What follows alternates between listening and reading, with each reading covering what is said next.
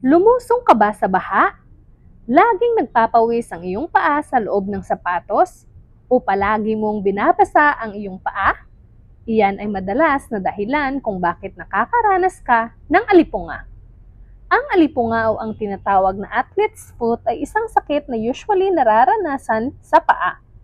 Ang mga sintomas nito ay pagsakit, pagkate at pagkasugat ng pagitan ng daliri sa paa at talampakan. Nararanasan din ang pag-crack, pagpula, pag-dry at pagbaho ng affected area. Ang alipunga ay dulot ng isang fungus na tinatawag na dermatophyte, kung kaya ito ay maituturing na isang fungal skin infection. Ang mga dermatophytes ay naninirahan at nagpaparami sa mainit, mamasa-masa at enclosed na parte ng katawan.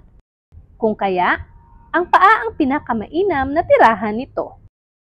Ang alipunga ay nakakahawa sa pamamagitan ng close contact o paghawak sa affected parts at affected surfaces tulad ng floor mats, sahig at mga shared items.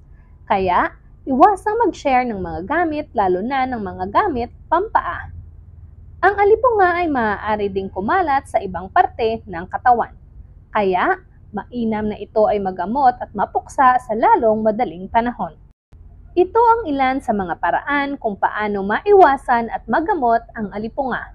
Una, iwasan ang palaging pagbasa ng paa at paglusong sa baha. Ugaliing basain lamang ang paa ng 2 beses sa isang araw at siguraduhing punasan at patuyuin ang paa bago magsuot ng sapatos. Ugaliin ding huwag mag-share ng sapatos sa iba.